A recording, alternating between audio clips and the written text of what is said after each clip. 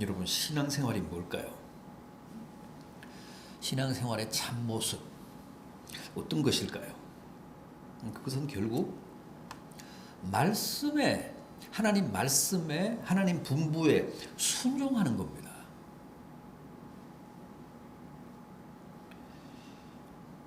구약을 봐도 신약을 봐도 결론은 그겁니다. 순종이 신앙생활의 최대 관건입니다. 그런데 여기에는 항상 반대급부가 있다고 합니다. 말씀에 순종하면 순종하는 만큼 하나님의 축복이 보장되어 있고, 불순종하면 불순종하는 만큼 불행과 저주가 예고되어 있습니다. 물론 우리가 살아가면서 겪는 불행이나 재앙이 다 불순종의 대가라고는 볼 수 없습니다. 주님도 분명히 그런 고정관념은 거부하셨습니다. 태어날 때부터 속용된 어떤 장애인을 보고 제자들이 저 사람이 저렇게 소경으로 태어난 것은 누구의 죄 때문입니까? 라고 물었을 때 주님 뭐라고 하셨죠? 본인이나 그 부모의 죄 때문이 아니라 그에게서 하나님이 하시는 일을 나타내시고자 하심이라. 그런데 또 이런 말씀도 있습니다. 누가복음 13장 1절 이하인데, 빌라도에게 희생된 갈릴리 사람들이 다른 사람들보다 죄가 더 많은 줄 아느냐?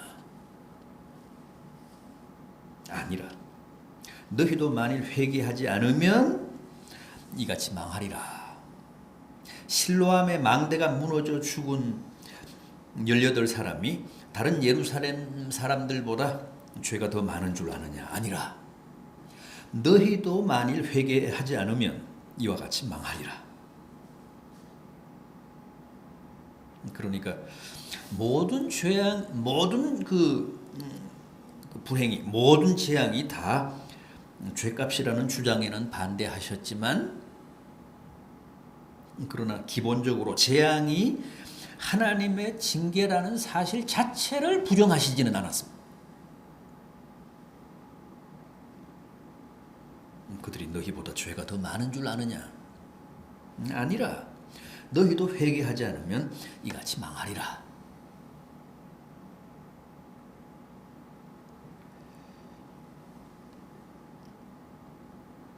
모든 재앙, 모든 불행이 다 불순종의 반대급부는 아니지만, 그러나 불행이나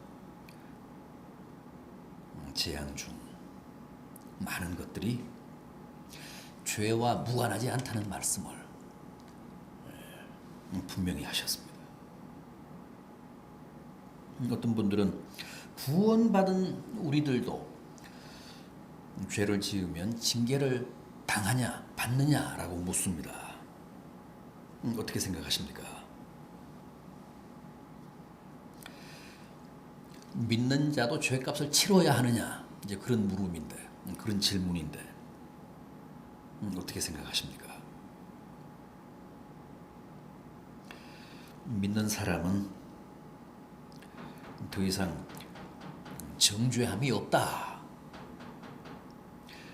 사망의 법에서 해방됐다. 그랬으니까 이제는 어떤 죄를 지어도 아무런 상관이 없느냐는 겁니다. 그렇지 않잖아요.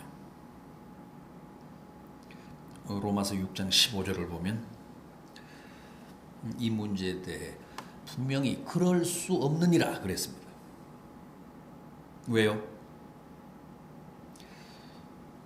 더 이상 정죄함이 없다거나 사망의 법에서 우리가 해방됐다는 말씀은 우리가 죄를 지어도 이제는 하나님의 자녀의 신분이 해소되지 않는다는 뜻이지. 천국 백성이라고 하는 정체성에 더 이상 손상이 없다는 뜻이지. 이제는 마음 놓고 죄를 지어도 된다는 뜻은 아니라는 거죠.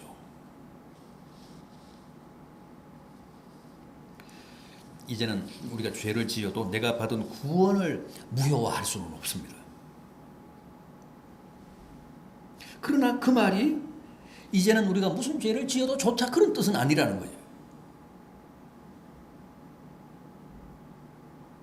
구원 때문이 아니라 거룩 때문에, 성화 때문에, 천국의 상급과 천국에서 누릴 영화 때문에 우리는 여전히 죄를 피해야 합니다. 죄를 경계해야 합니다. 아버지께서 거룩하신 것처럼 우리도 날마다 거룩을 추구하며 죄를 멀리하며 사는 게 옳다는 겁니다.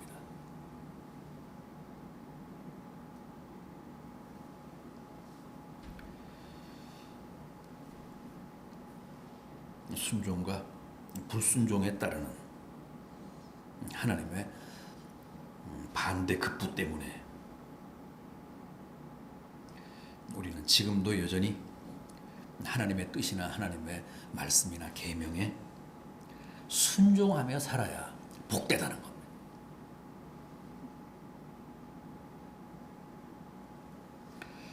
하나님은 지금도 분명히 우리가 당신의 말씀에 순종하면 축복하시고 상 주시지만 당신의 명령이나 말씀에 불순종하면 징계하시고 채찍질하십니다. 그 이유는 딱 하나입니다. 우리를 사랑하시기 때문에 그렇습니다. 우리에 대한 깊은 애정 때문에 그렇습니다.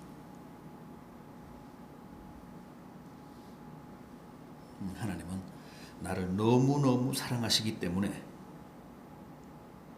내 삶을 간섭하십니다. 그래서 순종하면 더욱 격려하시며 축복하셔서 내 삶이 복되게 하시고, 불순종하면 나를 징계하셔서 회개하게 하사 다시 순종의 자리로 돌아오게 하십니다. 그래야 내 영원한 운명이 복되기 때문에 그렇습니다.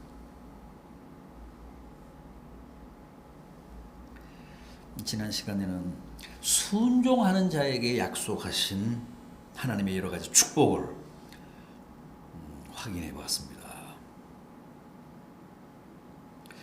그런데 오늘 우리가 함께 본 본문은 불순종하는 자에게 내리실 반대급부, 징계와 저주입니다.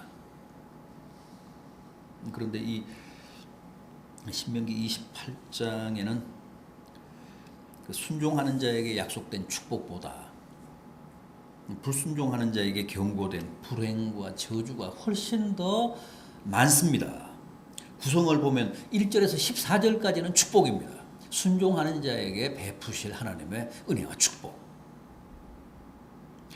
15절부터 마지막 68절까지는 저주입니다. 불행입니다.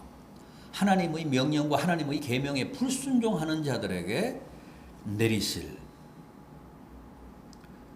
불행. 저주가 축복의 약 4배 정도 됩니다. 4배 정도 더 많습니다. 무슨 뜻이죠? 무슨 뜻일까요? 축복받기보다 징계나 저주받기가 그만큼 더 쉽다는 경고입니다. 하나님은 우리가 다 망하지 않고 저주받지 않고 영적인 축복, 현실적인 축복을 누리며 복되게 살기를 바라십니다. 그런데 현실은 그게 녹록지가 않습니다. 만만치가 않습니다. 축복보다는 오히려 징계나 저주받기가 훨씬 더 쉽습니다.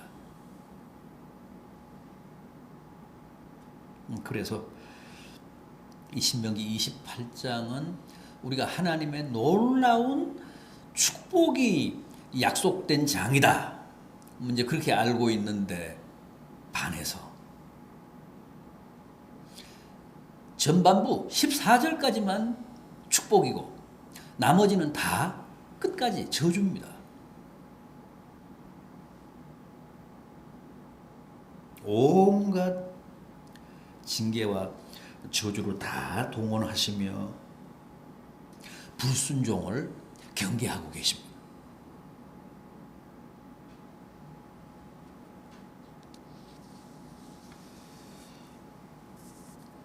자, 지난 시간에 축복을 우리 함께 볼 때는 좋았는데 오늘은 사실 15절부터가 다 불행입니다. 불순종하는 자들에게 내리실 저주입니다. 20절 이하 쭉 한번 보겠습니다. 먼저 정신적인 혼란입니다. 20절을 보시면 여호와께서 저주와 혼란과 책망을 내리사 속히 파멸하게 하신다. 불순종하는 자들에게. 근데 여기에 그 혼란이라는 말씀에 주목하십시오. 전에 개역 성경은 이걸 공구라고 했죠. 공구. 공구라는 말도 그렇고 혼란이라는 말도 그렇고 이게 완전히 이제 맞아떨어지는 번역은 아닌데 이게 결국은 정신적인 혼란을 뜻합니다.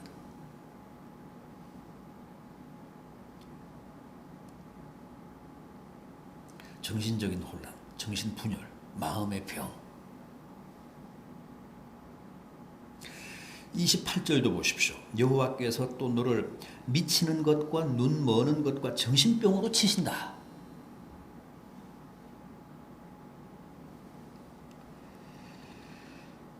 네, 하나님의 말씀에 불순종하면 정신적인 혼란이 옵니다. 정신이 병이 듭니다.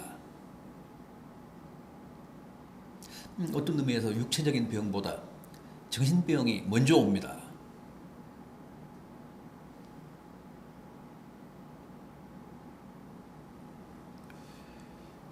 요즘 현대인들은 육체적인 병도 극심합니다.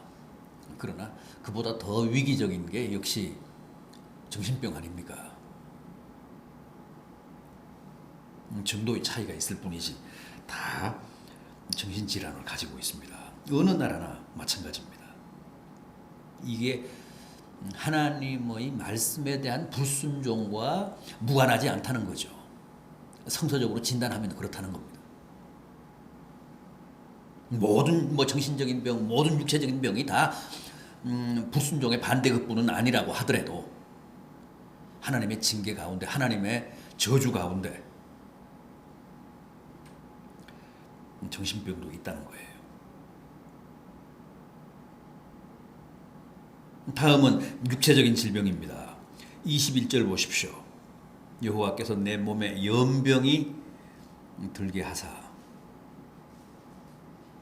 또 이어지는 22절도 보십시오. 폐병, 열병, 염증, 학질. 지금도 다 이것들은 치명적인 병입니다. 이게 다 하나님의 저주는 아닙니다만은 이런 병을 앓고 있다고 해서 다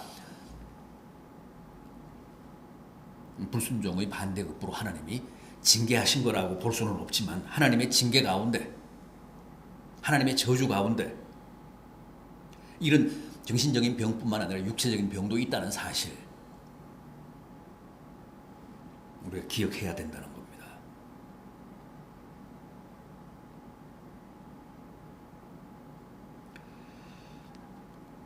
다음은 천재지변입니다. 22절 하반절 한재와 풍재와 썩는 재앙으로 너를 치시리니 이 재앙들이 너를 따라서 너를 진멸하게 할 것이라. 23절 내 머리 위에 하늘은 놋이 되고 내 아래 땅은 철이 될 것이며. 이어지는 24절도 마찬가지입니다. 여호와께서 비 대신에 티끌과 모래를 내 땅에 내리시리니 그것들이 하늘에서 내 위에서 내려 마침내 너를 멸하리라.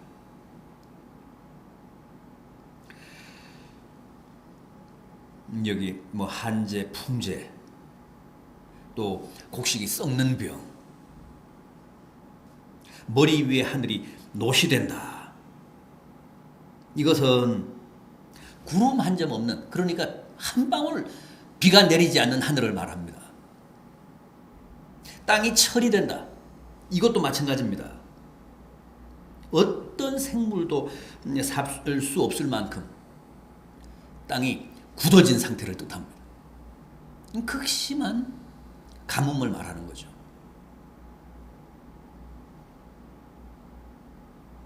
비 대신에 티끌과 모래가 땅에 내리게 하신다.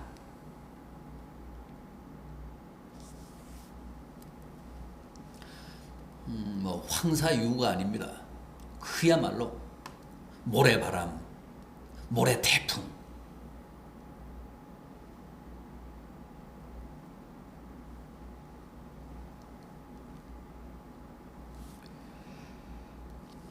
이런 풍재, 한재, 지독한 황사,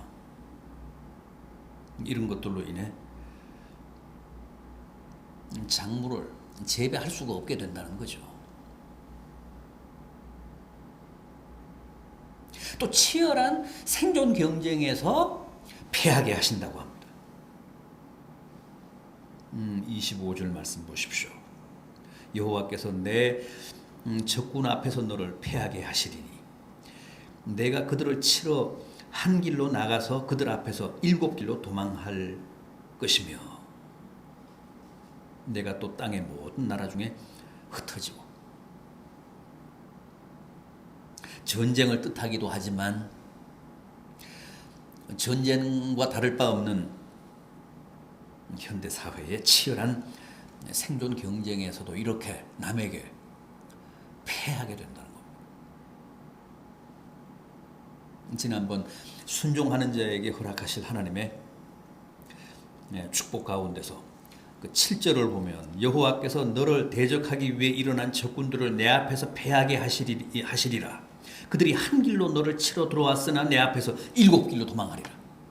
그렇게 말씀하셨는데 이제 상황이 역전됐습니다. 순종하며 살면 그렇게 승리하게 하시지만 불순종하면 결국은 그렇게 참패하게 하신다는 겁니다.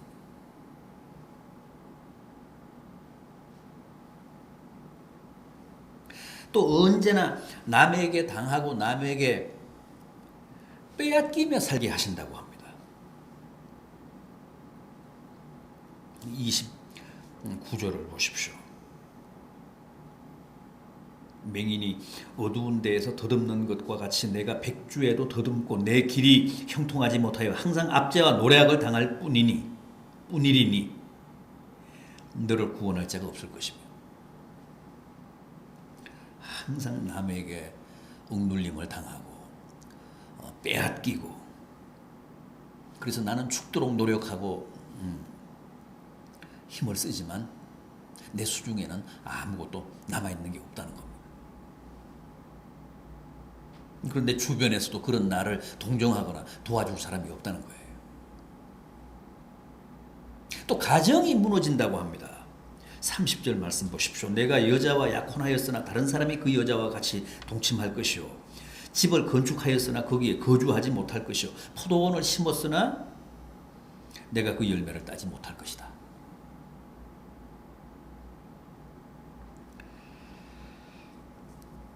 누구나 다 행복한 가정을 원하지만 하나님께 불순종하며 살면 내가 아무리 노력해도 애써도 행복이 보장되지 않는다고 합니다.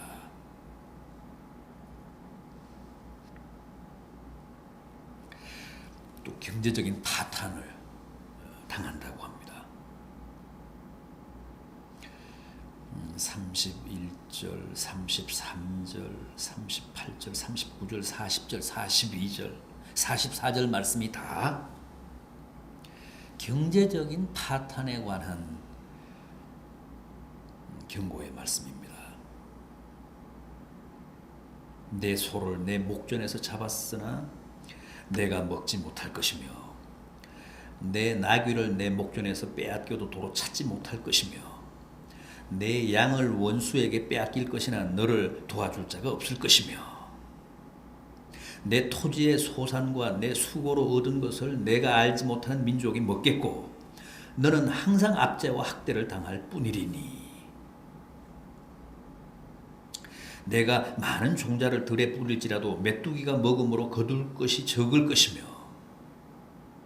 내가 포도원을 심고 가꿀지라도 벌레가 먹음으로 포도를 따지 못하고 포도주를 마시지 못할 것이며 내 모든 경내에 감람나무가 있을지라도 그 열매가 떨어짐으로 그 기름을 내 몸에 바르지 못할 것이며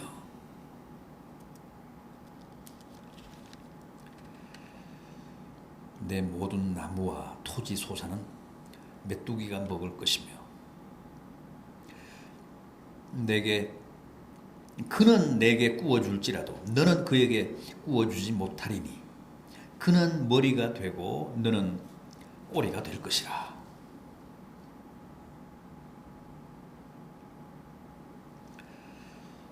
늘 말씀드리지만은 우리의 경제적인 삶도 하나님이 도우시고 축복하셔야 보장이 됩니다.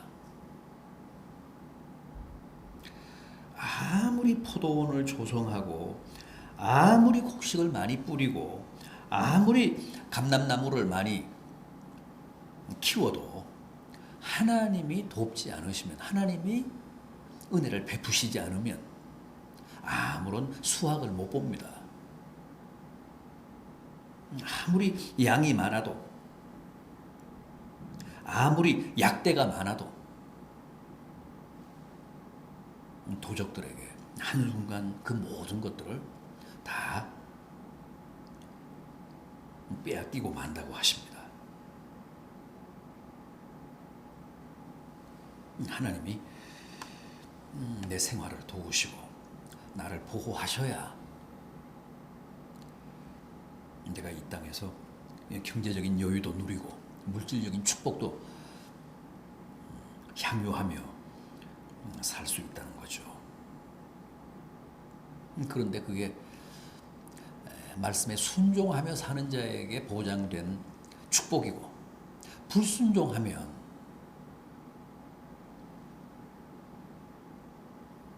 그 모든 것을 다 빼앗기고 결국 아무것도 누리지 못한다는 사실을 거의 협박 수준으로 경계하고 계십니다. 이렇게 불행해지니까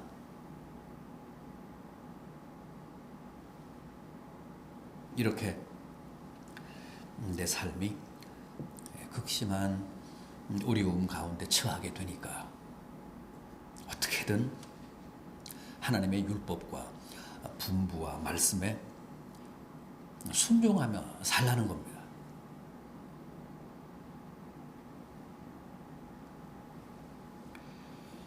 오늘은 여기까지 하겠습니다.